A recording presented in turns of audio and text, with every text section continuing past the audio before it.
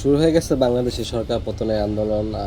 যেমনটা শেখ হাসিনা আমাদের বাংলাদেশের সাবেক প্রধানমন্ত্রী, আওয়ামী লীগের সভানেত্রী, তার যেভাবে পতন করেছে এই ছাত্র আন্দোলনের, কোটা সংস্কার আন্দোলনে।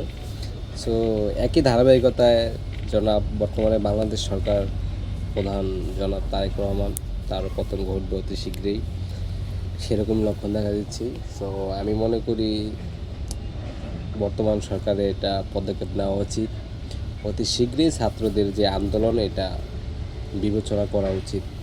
তা না হয় সরকার কিন্তু পতন হয়ে যাবে। কারণ